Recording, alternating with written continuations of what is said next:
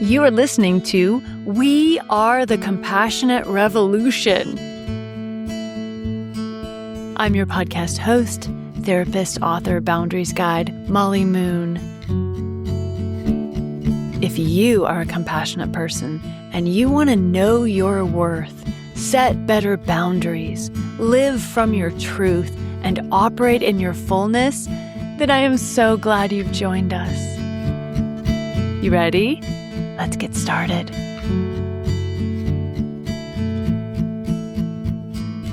I am so happy to introduce you all today to somebody that I have so much respect for and have loved working with, actually for some years now. Wow, Melinda. Melinda Lloyd, who is a PhD, a social worker, a Hawaiian researcher, an author, just amazing, wonderful human who I actually just got to see in real life at the Maui retreat, which is so fun to have you there, and is a guest on the podcast today. So Melinda, welcome. And would you introduce yourself a little bit to all of our compassionate listeners? Sure. Thank you so much, Molly. Yes, it was so awesome. I still feel like I'm on the high of the retreat, which was was it just last week? It I feels know. like so long ago. But yeah, so aloha, I'm Melinda, and I'm actually multi-ethnic, but I do identify as Native Hawaiian. I'm a mom, I'm a grandma, I'm a clinical social worker. I'm a lot of roles. And my life's work, at least for the last 35 years, has been working with other Native Hawaiian children and families on their grief, their loss, their trauma, and helping them to heal, help facilitating that process. Native Hawaiian well-being is one of my passions and specialties. And also, Melinda works as a coach inside of the Becoming Boundaried Bootcamp. And Yes. you've been there for a few years, and oh man, I have received so many different reviews from students and graduates, fellow compassionate people. In one sense, we're all peers, but during someone's time in the bootcamp process, there's the ability to come alongside and help guide and nurture as one who totally gets what it is like to be a compassionate, empathic person without a strong sense of boundaries. And Melinda is one of those just amazing peer supports and guides and coaches that I can't imagine not being part of the boot camp process, honestly. So thank you for that, Melinda. Oh, you're very welcome, Molly. I just also want to thank you because I like the way that you frame the boundaries as a pro-relational approach, right? It's really a reciprocal pro-relational approach. And sometimes people will meet us there, sometimes people won't or can't. But the whole idea is whether or not people are going to come along with us, we still have that. And what I love about it is you gave us the language, the frameworks, the language, and the actual tools that are portable and can come with us, whatever the context is, external or internal to ourselves. And that's like priceless gift. So thank you so much, Molly. Oh, this is my greatest honor. This makes me so happy to empower amazing humans to go, shine even brighter in this world. And speaking of which, this episode is scheduled to air on New Year's Eve. New Year's has actually always been a really special time for me on a deep psychological, metaphysical, spiritual, personal, existential level, where I really look back over the year and listen. Actually, it's not really set intentions. It's almost listen. Go inside very deeply and listen for what wants to be the themes and what I need to be paying attention to and focusing my energy on internally and externally on for the next year. And when I realized that there was going to be a podcast episode dropping on December 31st, I immediately wanted to reach out to you. I'm so happy we get to have this conversation because you bring in some really thoughtful ways of approaching life that comes from your Hawaiian culture and some treasures that I think many compassionate people will appreciate. So with that, I want to hand the mic over to you. Will you share with us a bit about how Hawaiian culture approaches what I call the new year? Because that's not what you call it. Well, it is in a way like the season, it's a traditional Hawaiian season that's called Makahiki. And in fact, when we say Happy New Year in Hawaiian, it says Ha'oli, which means happy, Makahiki, which is the season, Ho, so it just means Happy New Year. So it's in the words actually in Happy New Year, the phrase. And so it's the beginning of the Hawaiian New Year, and it's a cultural observance, and it marks a time of renewal, rest, and realignment. Just kind of what you were saying, Molly, where you kind of do an inventory. And so it does span roughly like around 4 months through late fall and winter. And it begins with the rising of a constellation in the sky, the Makali'i. And so during Makahiki, the war and conflicts were suspended, taxes and labor were lifted, and communities were focused on rest, play, ceremony, and gratitude. It was also a time for harvest celebration, just like other cultures that lived close to the land, honoring land and waters for what they had provided and resetting relationships. Again, this is the Hawaiian worldview, which is a reciprocal relationship that Native Hawaiians have with spirituality. Some people might say God or a higher power, their ancestors, right? And then with themselves, humankind, and then also with the environment. So it's a dynamic and reciprocal kind of a cycle that happens, and it's very natural, and it is a way to survive, right? Yeah. So, It's so relational, which feels so good and right coming from dominant Western culture, which is so hyper individualistic, which we've talked about in other episodes. yes. I mean, because you're talking about spirituality in terms of relationality to that which is beyond us, or ancestors, those who have gone before, relationality to the people in the here and now, in our world now, And to come. and to come. Ooh, it gives me chills. Hmm. And just thinking in terms of that's just automatically gonna create boundaries that are so much healthier, and then a relationality to the earth and the water and the ground upon which we live, move, and have our being. That is just it feels like a beautiful circle of connection. Yes, yes, and I think it's brilliant with your, if you don't mind me kind of going into one of your first modules, and I have heard like it hit to me right away when I was in boot camp, but also I hear it because I'm the coach, right, alongside other Yeah. people for the last couple of years, and that metaphor of house and garden, how you set that up for the boundaries metaphor is so like everyone can relate to that, like am I tending to my own house and garden, or am I like going over to the neighbor's yard and doing all that while my yard is all a mess? So I think that there's a relationship here. Again, that pro-relational piece that you're talking about, and not just with others, but within ourselves. That was kind of the secret. Yes. Oh, it's so true.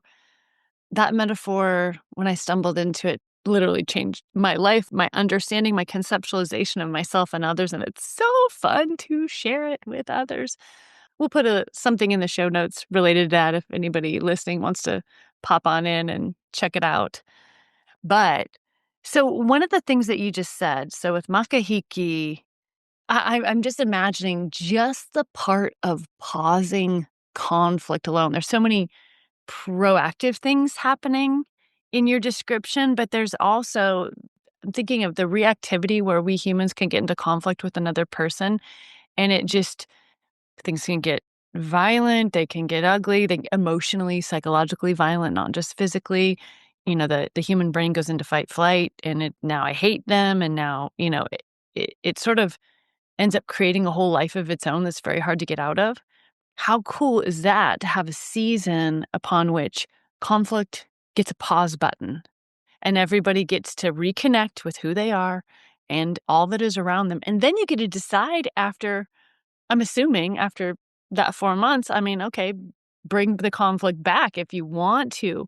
But I would imagine after a pause period of intentional reconnection, there's probably a lot of conflicts that are like, actually wasn't that important after all. That's a good point, and also another piece that's really important in Makahiki, because oftentimes when people think of Makahiki, they think of it's a time when the different islands would come together and play. Like there'd be like Hawaiian games and like almost challenges, but fun, right? And so there are times for games, storytelling, for offerings, we call it ho'okupu, for communal gatherings that reinforce like the balance, that reinforce that reciprocity and that collective well-being, right? So just like you were kind of saying, Molly, having that ho'omalu or that timeout or that break, it marks this natural phase, and it's the recognition that abundance and sustainability requires cycles of rest, reflection, and renewal, and not just the constant productivity, get things done, do, right? So that's huge. Oh, that's really huge. Well, thinking in terms of what most compassionate people listening, we live and breathe in dominant culture, even if we belong to other subcultures as well. Dominant culture is such a force. It's created so many layers of conditioning. And so, for people with high responsibility drives, high levels of care, high levels of empathy, high levels of capacity to take on the burdens of others. I mean, how many times have you heard compassionate people feel incredibly guilty, even literally just for taking a nap in one day, much less taking care of ourselves at large. And you and I have both experienced that personally. Like, it's not okay to stop. I don't know what it is that we're trained to think, but kind of like everything's going to fall apart if I don't keep going. And sometimes actually everyone's so used to us doing everything, it kinda does fall apart if I don't keep going, which then ends up it becomes a really terrible self-fulfilling prophecy. See, I can't stop. Yeah, I hear that. And so really, what Makahiki is a framework, it's a cultural framework for slowing down, to slow down, remembering that rest is essential for survival and well-being. And then it's a model for like the new year, realigning rather than striving. And then, I'm just going to say this little tagline, like boundaries create the conditions for rest, renewal, and right relationships, just as Makahiki did for whole communities. So, yeah. There's a flavor or a scent, if I was gonna put it in the language of 5 senses and use that as a metaphor, it really is like this beautiful scent or a delicious flavor that you can smell in the air when you hear like, what you just said feels so healthy. It feels like such an honor just to hear it, and I can't imagine what it would have felt like to grow up in it.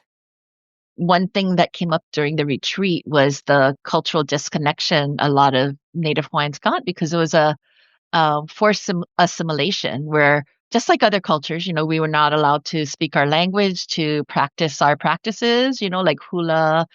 Our spirituality was looked down on, like we're so close with nature, and so there was like a missionary culture that came in. And so there was a lot of loss, and what is called in the literature cultural historical trauma, and it lingers past the generations now. Like for me, I'm the third generation from when that disconnect happened, right? So like my dad, one parent is Caucasian, his dad, and one parent was Hawaiian and Asian.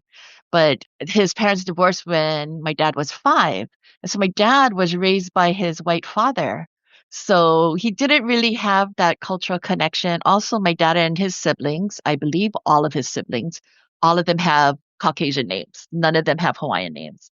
And then that was repeated down with my sister and I, even more watered down. My mom isn't Hawaiian, but my sister and I both have, very Caucasian names, and I longed for a Hawaiian name, right? But what happened in the 1970s was there was a Hawaiian Renaissance, is what they call it, where people started coming back to the culture, started, really practicing our practices, bringing them back. Thank goodness there were still kupuna or elders around who were native speakers, who were native practitioners, and who were bringing it and practicing with their family, but also sharing with others. So, like to this day now, like we brought back the Hawaiian language through Hawaiian immersion schools. And, starting from the 70s, now there's a whole generation of kids or young adults now who speak like Hawaiian as their first language. It's so exciting, at the same time, so tragic.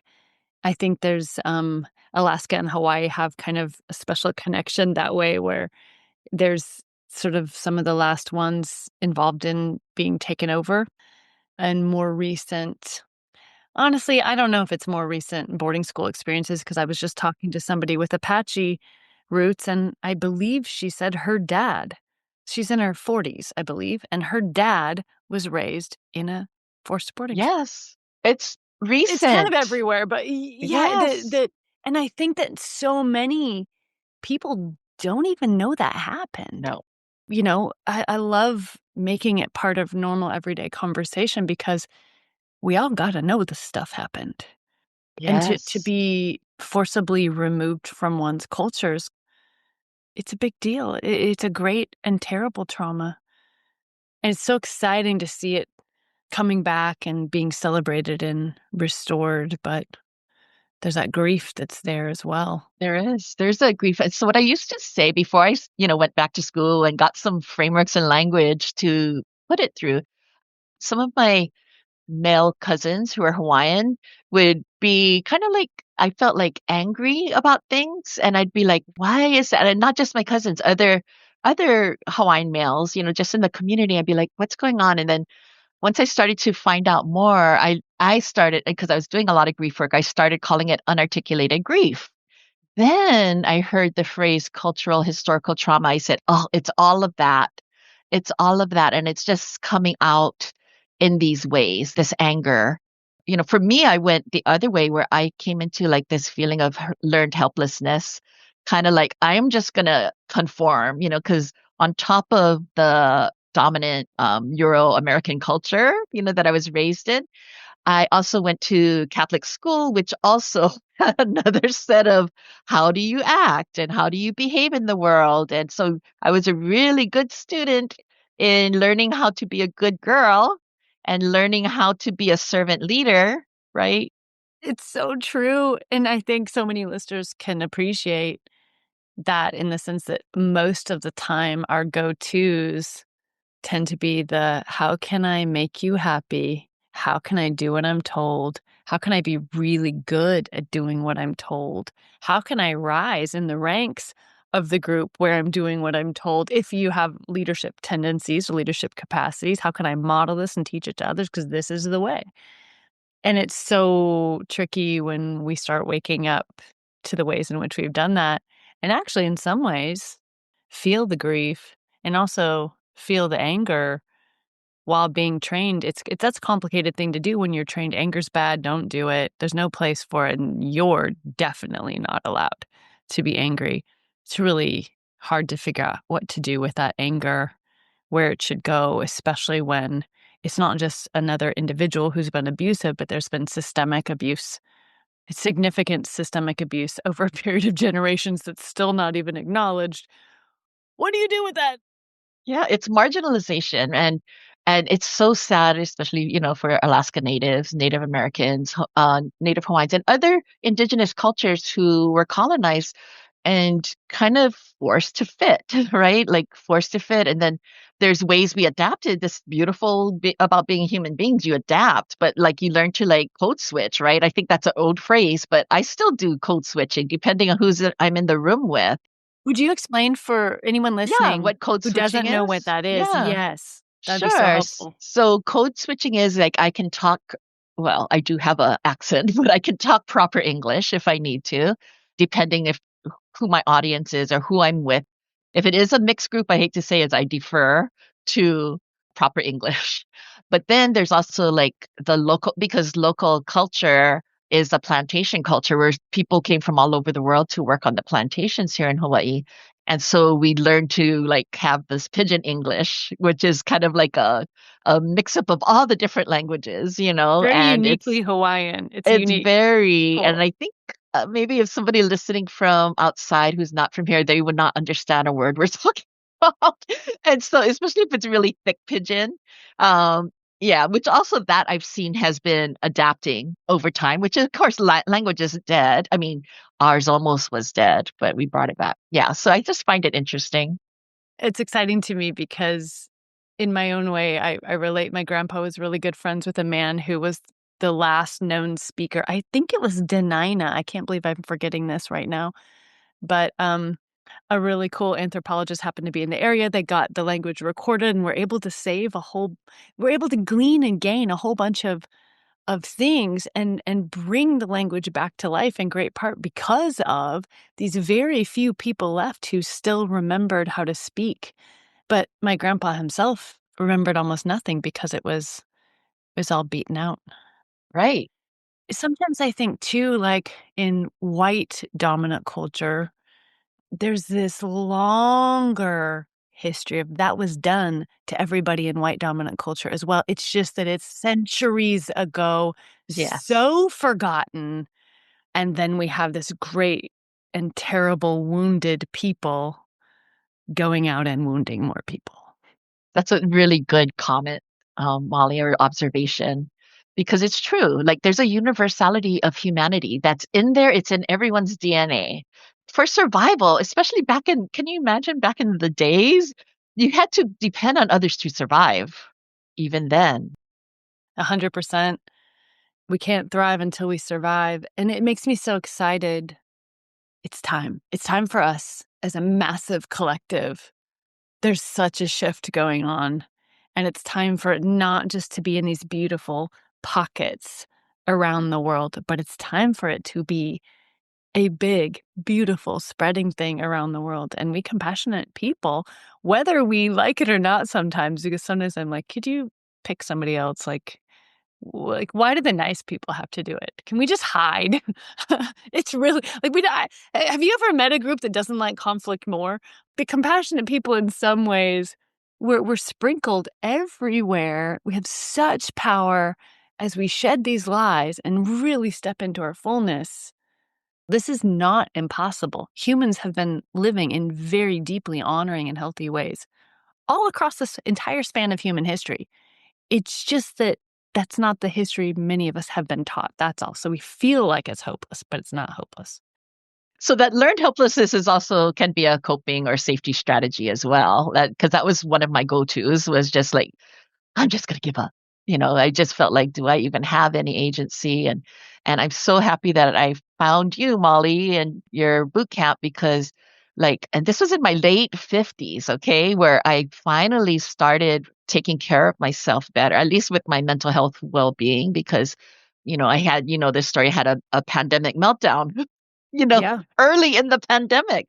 And so I started reaching out. First, I tried to do a quick fix. And then thankfully, the intake worker told me, woman, you don't need a quick 6-week program. You need therapy. Right. And so I said, thank you for that. And I got a provider the next day and we started working the next day. So I've been with her since May of 2020 and she has helped me so much with my internal work, right? And then what helped put everything together was like I did mindful forgiveness work that also was life changing. And then your work with you, Molly, kind of like helped me to integrate a lot of everything, right? And to really know who is Melinda. So I did a lot of the work, the cognitive work, but as I found out at retreat, it was stuck in my body though. And that's another recent aha within the last year. And then it was really made evident at the retreat that my body was still holding on to it, even though I thought, like, oh, I can identify my emotions now. I can kind of feel them. And you brought it together because I kept saying during the week, like, oh my gosh, I feel like I ran a marathon. Like my muscles are so tight and sore. Do you want to share what you told me?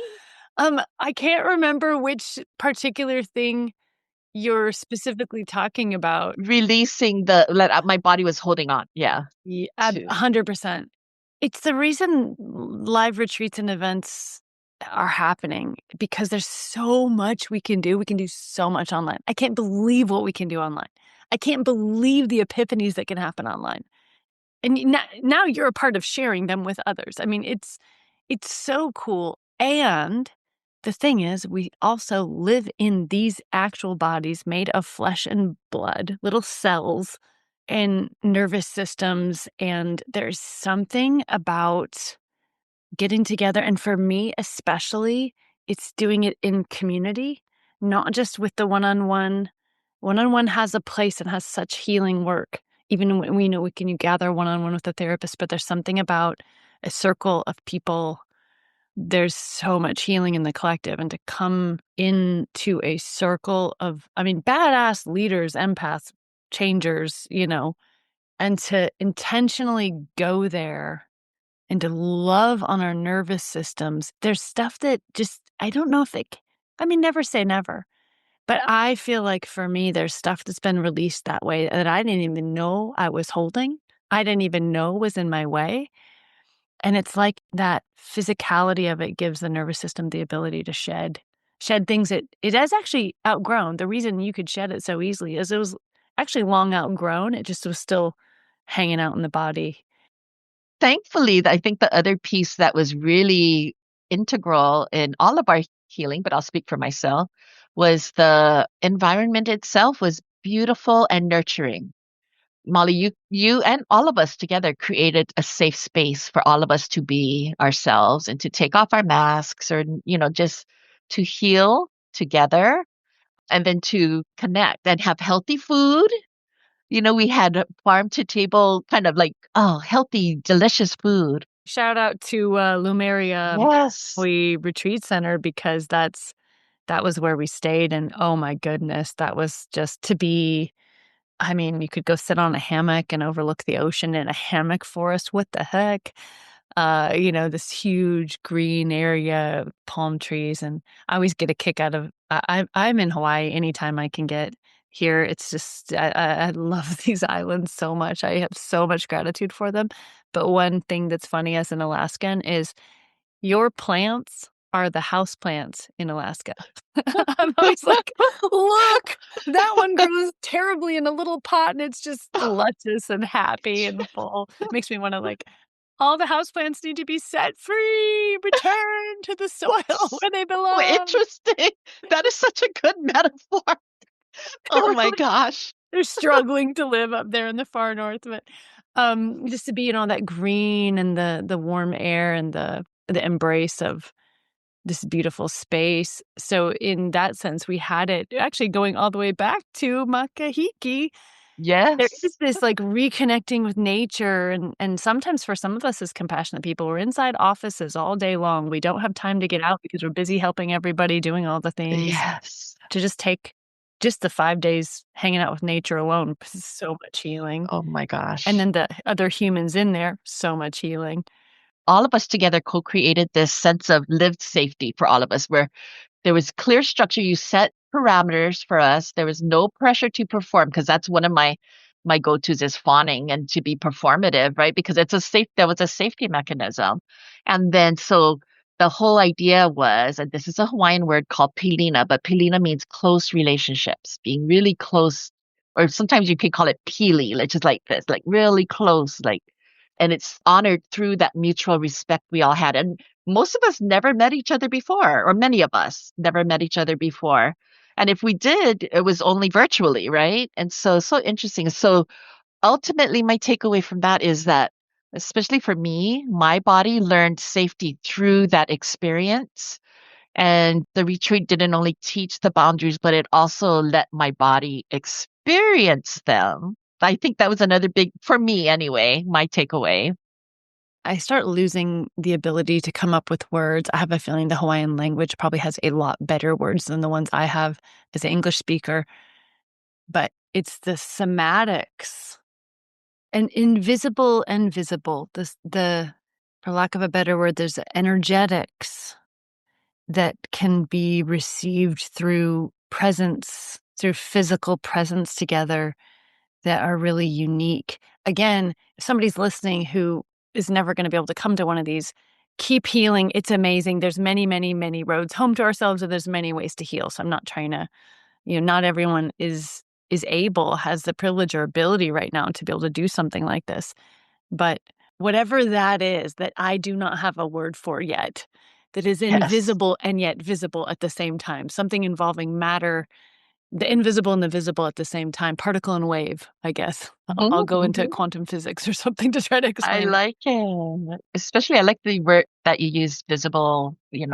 because I spent a lot of my life as a safety mechanism flying under the radar. That's what I always used to say. Or I learned invisibility to be safe, right? It was shrinking as adaptation, right? Because I just felt, people would mock me, or like if the nun would read my paper out loud, I'd cringe and everyone's like, and I'd be like, I would be so embarrassed, and that's when one of my themes was about don't be prideful, right? From the messages I got from my parents and the whole idea that we worked on my session on pride as a value, as a not something bad, like, and it was such a big flipping for me. So what it did was, I did realize the shrinking wasn't weakness, it's how I survived. And it was a protective thing, but I also learned the whole idea of rewiring my inner self and rewiring that whole idea of don't elevate yourself. Don't, but again, this is also, as I had time to think about it, a cultural adaptation where our people, our parents, were trying to keep you safe. Don't go around being prideful because you're going to be a target or, all kinds of things. And though, again, those are survival responses. And then it served you for a time, but now here I am, 61, and I'm like, "Oh," I'm like, I feel pride and I say it not as a bad thing. I'm like proud that I'm proud. Oh my gosh. What? One of my favorite techniques is to kind of create living sculptures, like an art therapy style painting that we then embody in real life and move around and restructure and reformat. And your piece was medicine for all of us because how many compassionate people have a very distorted relationship with our own pride? I mean, for us, pride is often we want other people to have pride for themselves. We're all about other people's pride. It's funny, isn't it? But when we think about ourselves, I think exactly as you said, we are trained to stay safe and survive, and it's very smart not to stick your head up. If you have to live in dominant culture and you stick your head up, you're the most likely to get it chopped off. So keep it down unless you happen to have a lot of power. Those are the only people allowed to put their heads up. B, taking it out of safety and just taking into appropriateness in a social setting. We see other people who have big egos and they're grandiose and narcissistic and they have no problem sticking their head up. So even if we're safe to stick our head up, our go-to is like, "Oh my gosh, that must be my ego. That has to be my ego. That's, and good gravy, how grandiose am I? I don't wanna be like that." So we actually keep ourselves down out of a healthy desire not to be like that because we know we've witnessed and experienced that is not cool. And that is not pro-relational in a group to have one person thinking they're better than everybody else. But the thing is, for us as compassionate people, we don't think we're better than everyone else. All we're wanting to do is just be ourselves, and there's a lot to be proud of in each of us. We've got to reorient our relationship with our pride, and you did in a demonstrable way, and it was so. I mean, I could if I want to, I could start crying out of that joyful happiness Yes. about what happened. You renegotiated your relationship with pride. It was Oh my God. pretty It damn was amazing. amazing. And it was co-created. I mean, you again set up the safe environment for all of us, right? And then the whole idea, and again, I can't stress enough how much safety makes a difference because, one of my points is safety before strategy. And the whole idea of being able to regulate before boundaries, again, I've done the work over time and you set us up, you scaffold your modules, which is brilliant.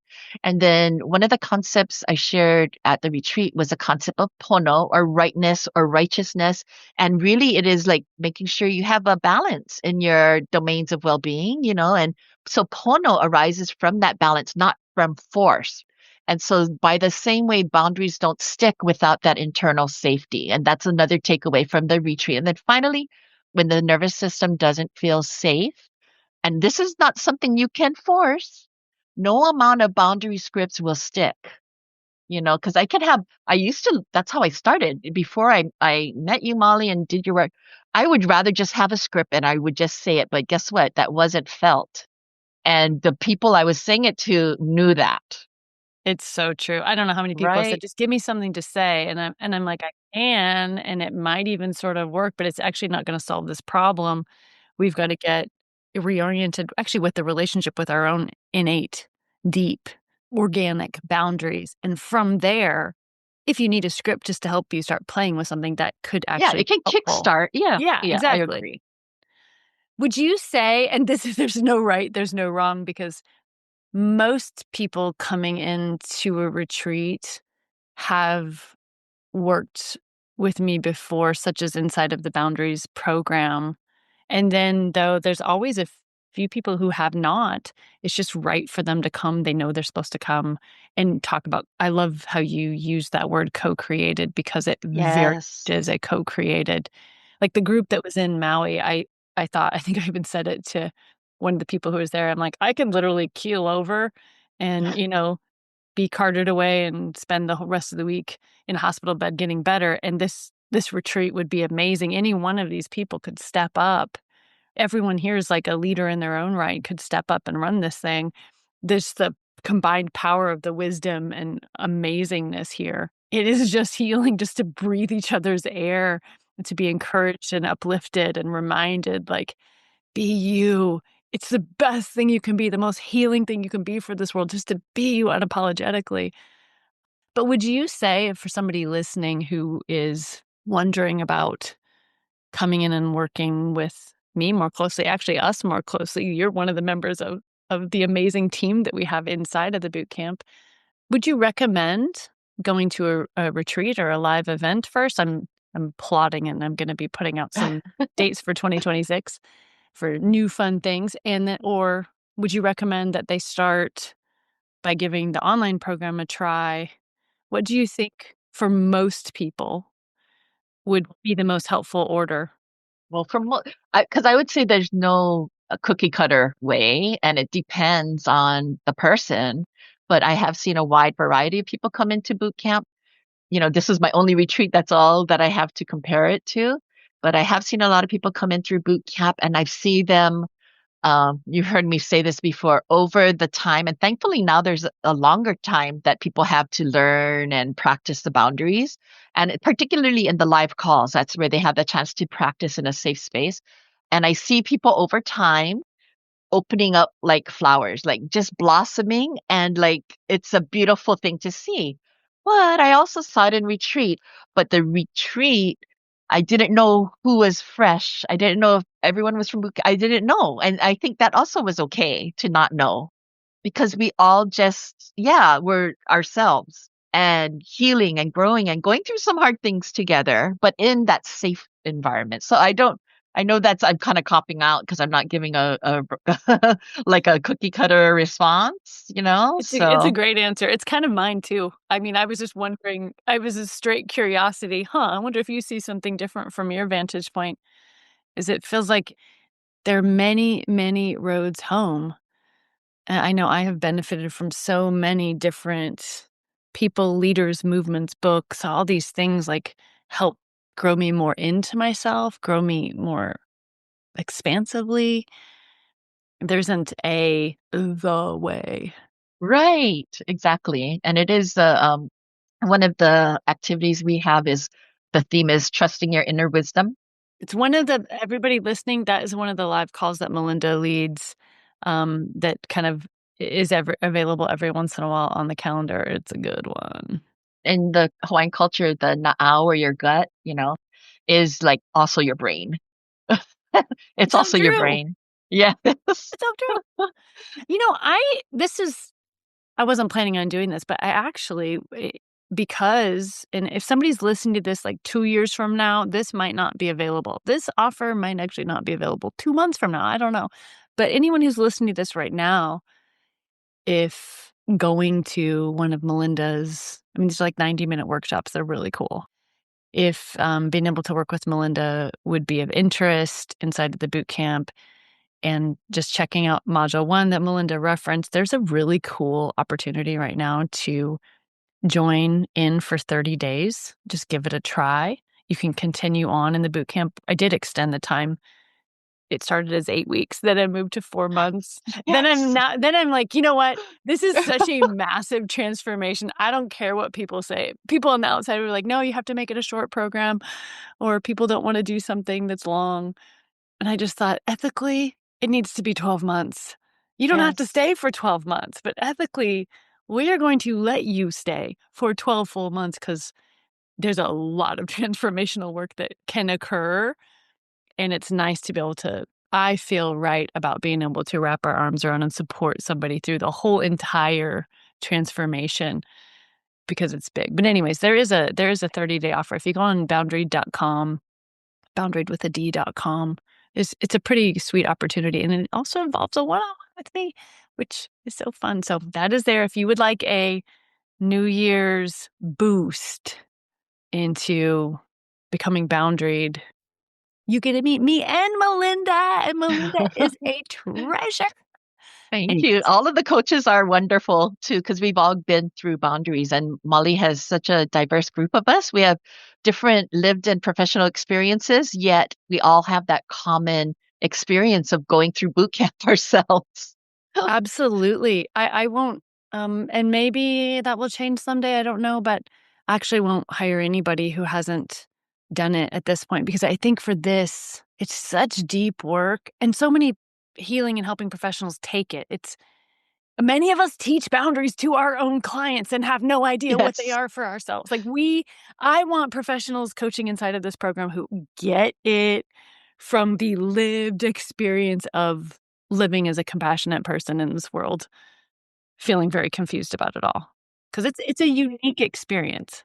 It is. And I want to tag on to what you said. There are a lot of helping professionals I notice, who come into boot camp who are at the retreat.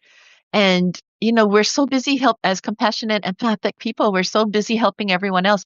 Oftentimes we burn out, or we don't really take that time to, like, we neglect. I'll speak for myself. I neglected myself.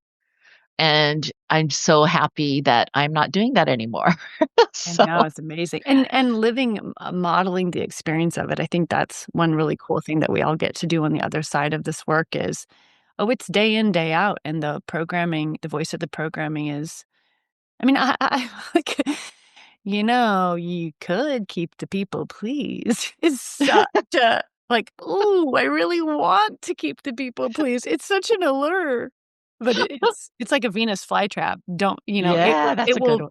chew you up, but it smells really good. It feels like it would keep us safe, and we know now we're safe enough now in our world. It's not like everything's okay, and there's lots of stuff happening everywhere, but for most of us, in our present context, we are safe enough to go ahead and become ourselves. Yes. I know this is a little bit different from what we've been talking about, but I kinda wanna give a little highlight for the it's a children's book, right? Did you write a chil Oh, yeah. Yeah, would you I did 3 ebooks. those need to be in the show notes, but if anybody is a parent, a auntie, a uncle, a grandparent, or whatever, Melinda has put some treasures in a child-friendly format. Would you tell us a little bit about what prompted you to write those books, and then we'll put the links in the show notes for people to be able to order if they are interested. Sure. What started it was my first grandchild, and his name is Kaililau Kikoa. He got it from his paternal grandma. When Kaili was born, I always wanted to just do a book for him. And so I created one, and there's caveats. This is like I was learning while I was doing. So it's very basic. And it was written for like a toddler. And then my daughter was pregnant with Kaili's baby sister, whose name is Hina Hina. And then I expanded, and I got so there's 3 different books, and it's almost like a day in a life with Puna, which is, my grandkids call me, or my Mo'opuna, my grandkids call me Puna, which is kind of like an endearment. Oftentimes the word is tutu for grandparent, but Puna is also a word. So yeah, so I think it's like my first one was From Puna with Aloha was the title. And so anyway, yeah, we can put links in there, and it is on Amazon. I did it through Kindle Direct Publishing. It's on Amazon, and oftentimes I'll do a promotion where it's free. But if you're in this Kindle, there's Oh, like the a Kindle Kindle, reader thingy yeah, the thing? Kindle Reader, then it's free. It's always free. Whoa. Yeah. So anyway, and I think I priced it cheap too anyway, so in case you have to pay. So you're But you're yeah. not you're not getting rich over there, but No, no, if no, you no, do no. happen to pay anything, little tiny bit will trickle to Melinda, which is always nice. Thanks, Molly. Well, just know it was made with love for my grandkids. I So love that. That's the best, though. thank you. Melinda, I'm so happy to have had the privilege and honor of introducing you to the wider audience here. I know many people are listening who are part of the boot camp or who've graduated who already know and love you, but it's so fun to be able to to share you with people who are newer, haven't been inside any part of the programs yet. So thank you. Thank you for existing. Oh Thank you my for gosh. being who you are, becoming yourself more and more. This is how we heal the world. That is. Thank you so much, Molly. Can I give my cultural context Oh, would statement? you please? I can't believe yes. That's good. Pause. No, I meant to say it at the end anyway, but It's so important, actually. Would you mind sharing why it's important? oh yeah, so I just will say there's a lot of cultural appropriation like really And uh why terrible is that? things going on in the internet. Yes. It's basically like taking over and appropriating our strengths, you know. And again, we can share, we don't mind, but like don't make your own things up.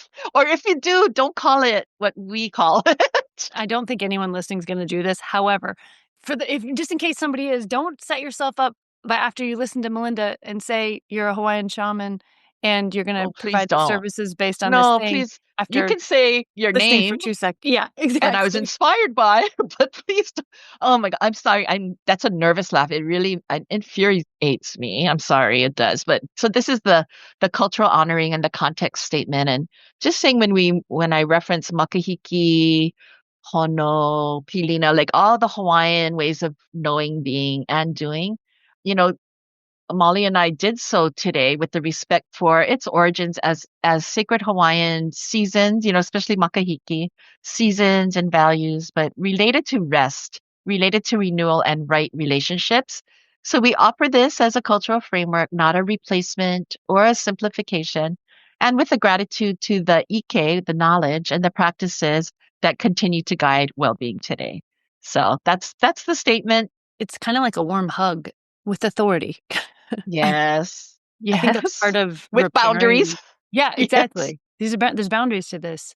There is. Part of the toxicity from colonialism, anyone who's been assimilated into what is then called white dominant Western culture for any long period of time, forgetting roots, forgetting heritage, forgetting practices, and kind of being put into this big thing that just takes over without thinking and thinks that taking over is its right. Right. Part of the healing and repair and restoration that we can be a part of, those of us who would identify as being part of white dominant culture, is to be able to start practicing and learning how to appreciate and reverence. I think the word reverence is the right word. Reverence the wild and beautiful diversity and health and abundance that's actually all around in this world without thinking, oh, I get to take that now. There's a shared humanity in it all, but that diversity is not something that colonialism teaches humans. You just get whoever's in power just gets to take and own. And this is not something to take and own. It can't be taken. Right. Oh, right. And also, I'm sorry, I'm going to use a word that might be a little harsh, but bastardize it, where it's not what the true way was, you know? So, yeah, thank you for letting me do that. Oh, thanks for saying it because part of what we're doing is a compassionate revolution, right? We're learning, we're growing. Everybody's at different places. Some people know some stuff, other people are brand new. Like, wait, what? What happened to Hawaiians? That happened? They don't even know, and it's okay to be at whatever stage of learning and growth we're at. Like, we're so glad you're here. We're so glad we're all here. And Yes. this is part of how we become the revolution is realizing this stuff's been happening. Okay, what do I do with it? How do I honor it? What does reverence look like? What does learning in a spirit of reverence and honor our fellow humans look like? Because I'll tell you what, that certainly hasn't been taught in dominant culture. And we get to be part of the change. Yes. Love it. Anyways, thank you so much, Melinda. Thank And thank you, you. everybody who listened. And we will see you again. Happy New Year. Happy New Year. Ha'oli makahiki ho. Aloha. My compassionate friend, I am so glad you're with us. We are the compassionate revolution. We are the change the world needs, and we're becoming it. If you loved this episode, please share it with a friend or give this podcast a 5-star review. I'd appreciate it so much. And if you'd like to get practical and work with me more closely on boundaries, you can come visit me at boundaried.com. That's boundaried with a D.com for amazing resources. Because this is how we do it. One action at a time. We are moving into our power. And I'm so proud to be in this movement with you.